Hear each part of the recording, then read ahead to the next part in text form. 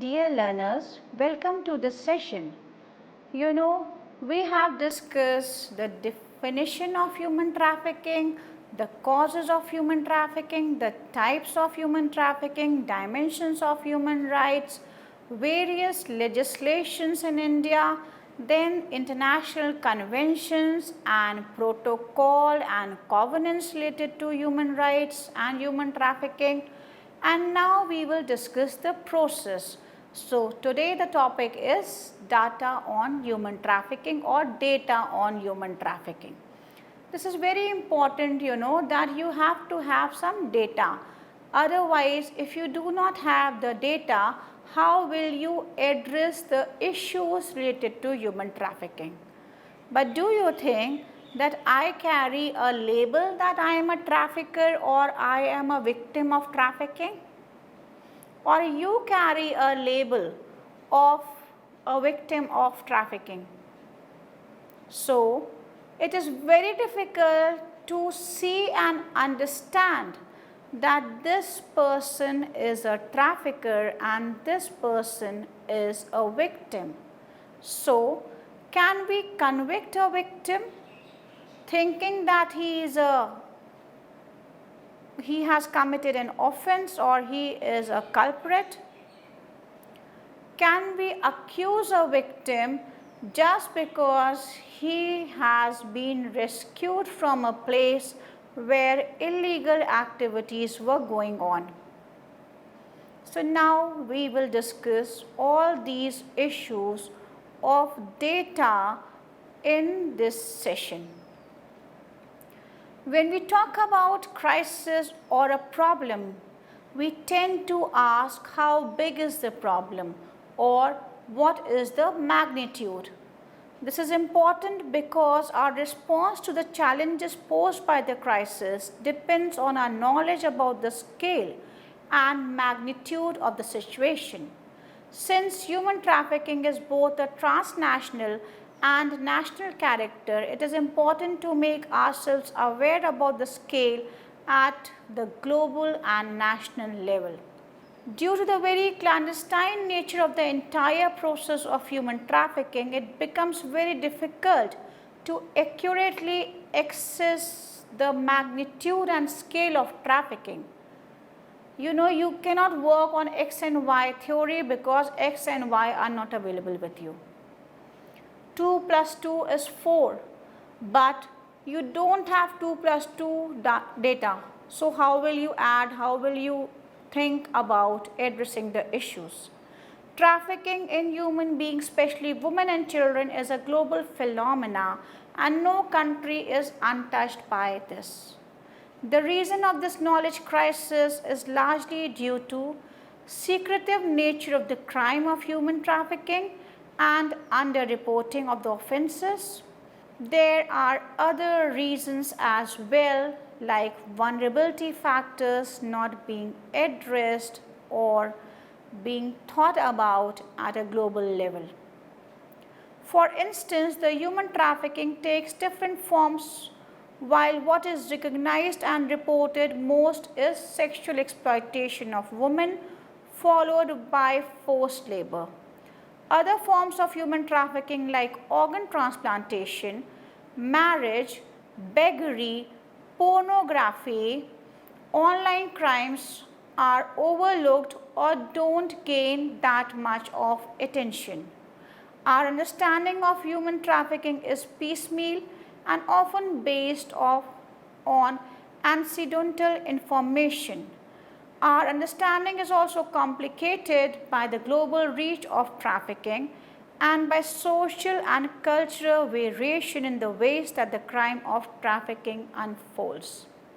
The term trafficking in persons can be misleading for many. It places emphasis on the transaction aspect of a crime that is more accurately described as enslavement, exploitation of people day after day.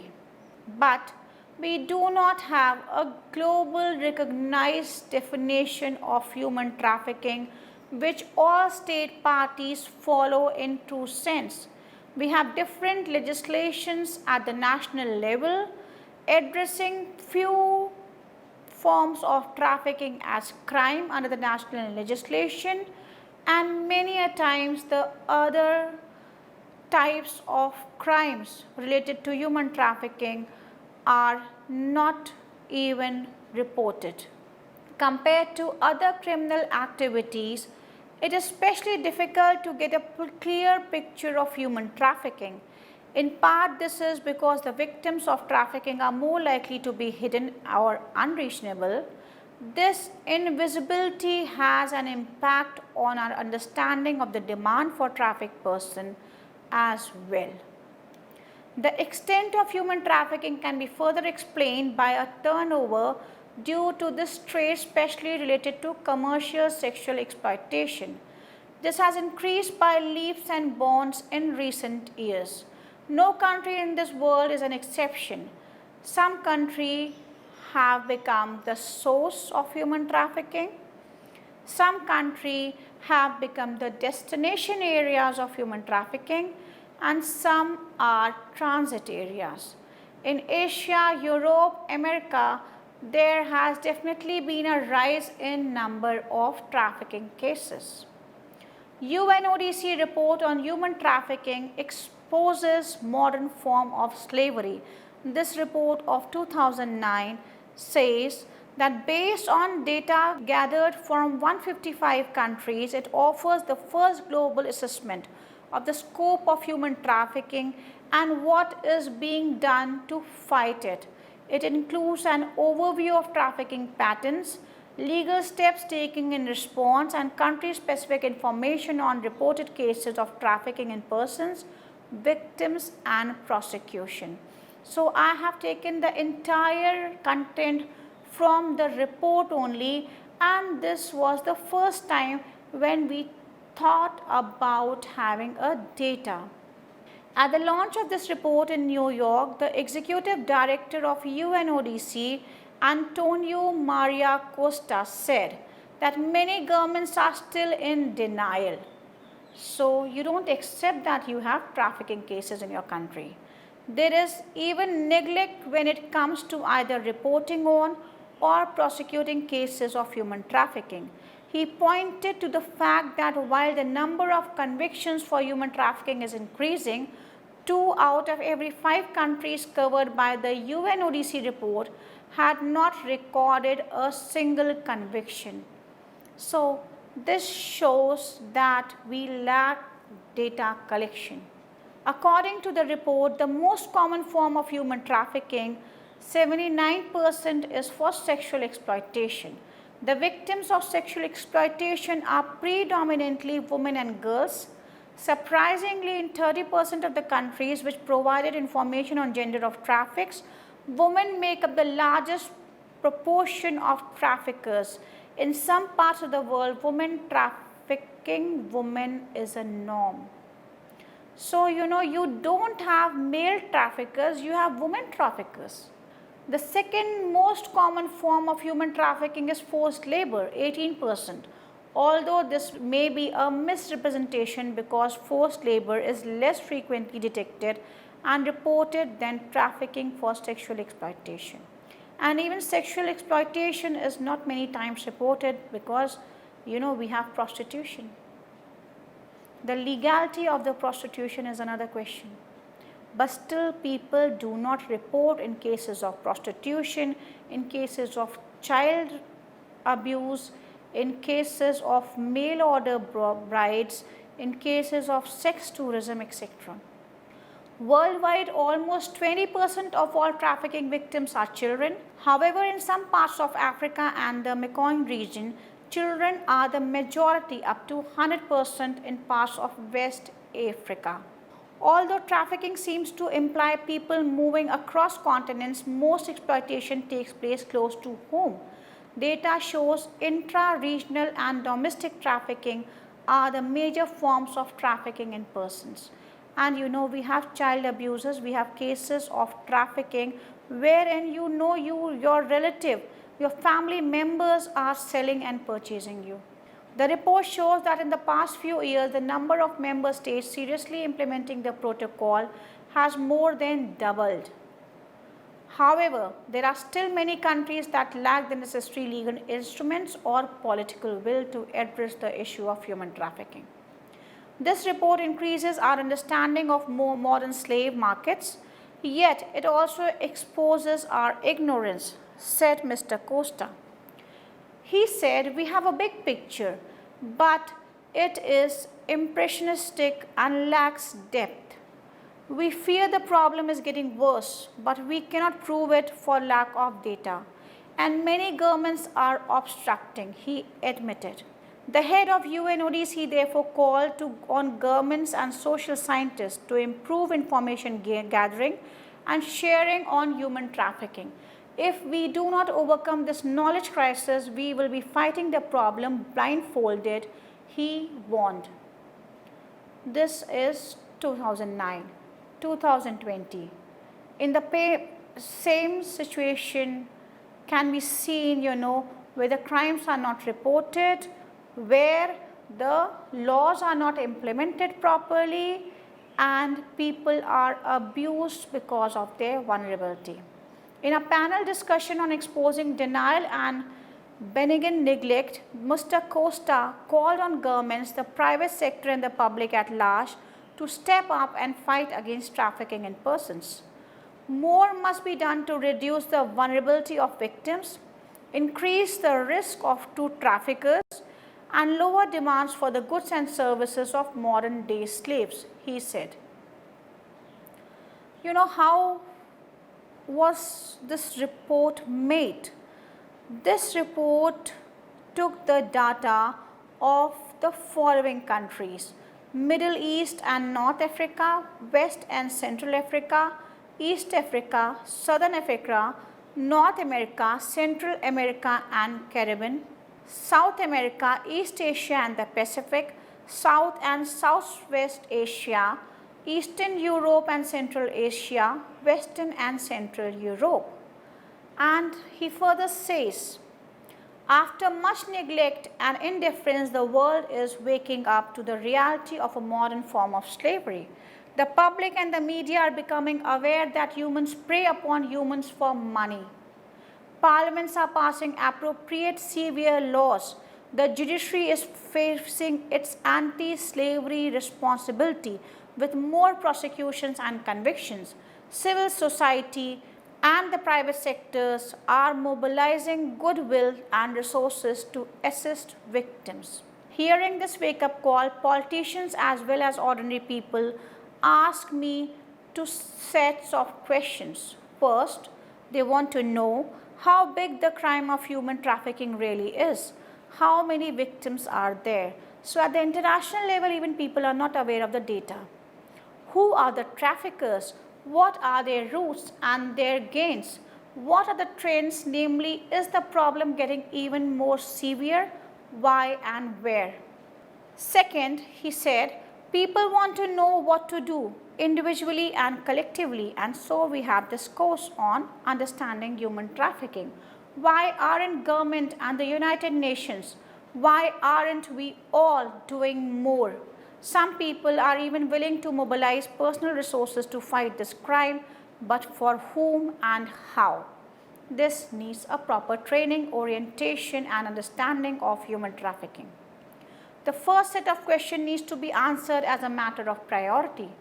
Only by understanding the depth, breadth and scope of the problem can we address the second issue, namely how to counter it.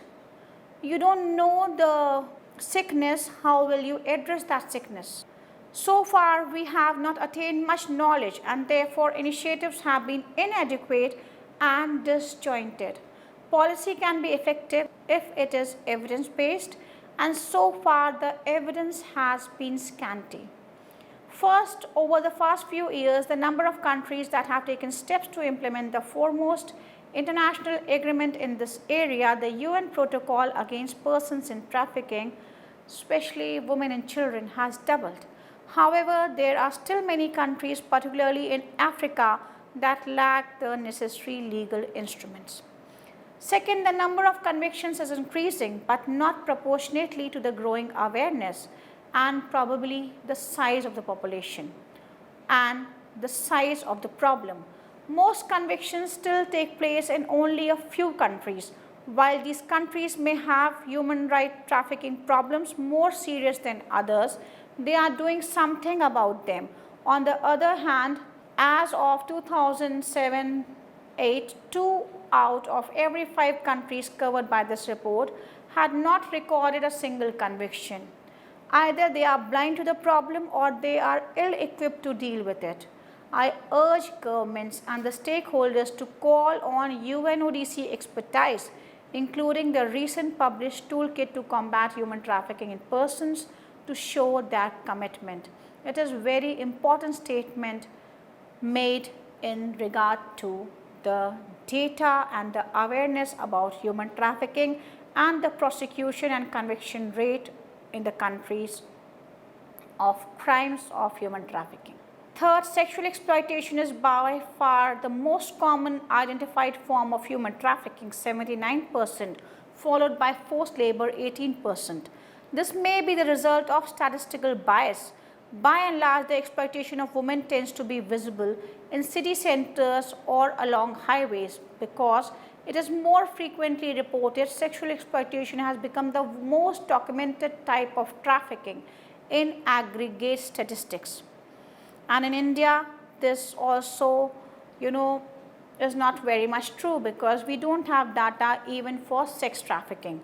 In comparison, other forms of exploitation are underreported: forced or bonded labor, domestic servitude and forced marriage, organ removal and the exploitation of children in begging, sex trade and warfare. A very important point to make.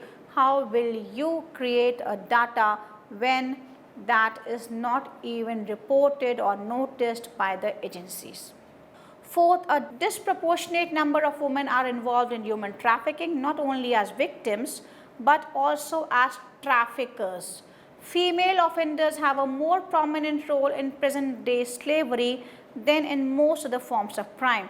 This fact needs to be addressed, especially the cases where former victims have become perpetrators. A very important case to be made out, that you have to be very careful even with a woman.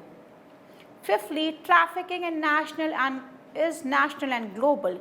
Nationality of the trafficker and victim is same. So there are cases where we find that the nationality of the trafficker and victim is same. He is from your region, he understands the local situation and exploits to his advantage. There are cases of long distance trafficking. Source is at one country and destination is far off. So we also have these cases, and it further says that the gender, citizenship and forms of victimization have been studied in this report. The data gathered on the gender of offenders in 46 countries suggests that women play a key role as perpetrator of human trafficking. Based on the data collected for this report, most of offenders were citizens of the country where they were arrested. This suggests that local criminal network acquire the victims and sells them to criminal networks based in destination countries. This stands to reason since many source countries are relatively poor with small foreign populations. Offenders often endeavor to win the trust of the victims and use their local connections to threaten retaliation against family members if victims resist. Local people are better situated to acquire and control the victims. However, in cases where the arrest took place in a high-income destination country, the offender were more likely to be foreign than when the arrest took place in the source country. In many instances, diaspora population from source regions may be used as a conduit for removing victims into the countries where they will be exploited. This phenomena also is seen in other forms of transnational trafficking. In the 61 countries where the gender and age of the victims were specified, 2/3 of the identified victims were women and 13% were girls. So you can see the profile of victims as per the report.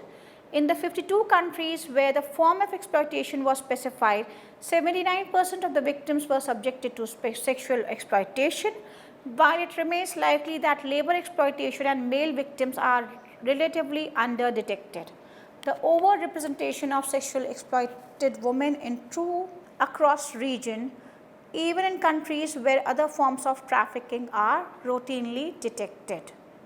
Human trafficking flow, the report tried to study the human trafficking flow.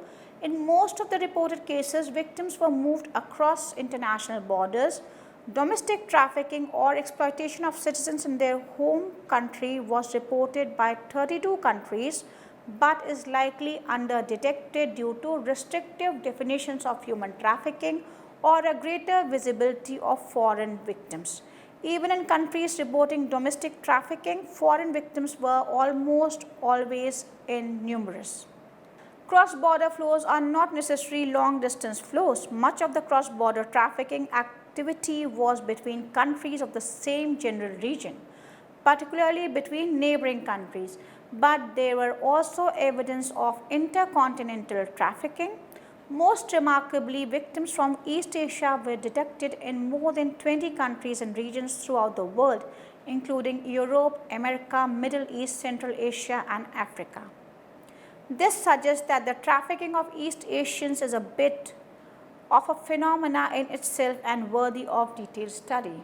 Other long-distance flows include the trafficking of African victims to locations in Europe and North America, the trafficking of Latin American victims to North America and Europe, the trafficking of Central European, Eastern European and Central Asian victims to Europe and the Middle East, and the trafficking of South Asian victims to the Middle East. There is a need for continuous monitoring. Looking at the data received, there is a clear need for an international standardization of definition along with the lines suggested by the protocol. Too often, even similar situated countries with compatible legal system are counting different things. There is also a need to encourage member states to collect more and better information on the state of human trafficking in their country. Some countries could cite the number of victims or offenders, for example, but had no data on the gender, age, or citizenship of these people. Domestic crimes that are tantamount to the trafficking are not being tallied in nationals total. A very important point, There is also a limitation of the data. For most part, the information used to compile this report was collected by national institutions, mostly for their own administrative purposes. The data were thus not originally compiled for the purposes of this research. So how will you have a comprehensive data when country which takes the data, there it is not a crime. The second limitation relates to the availability of criminal justice system to detect criminal activities. For various reasons, not all crimes committed are discovered.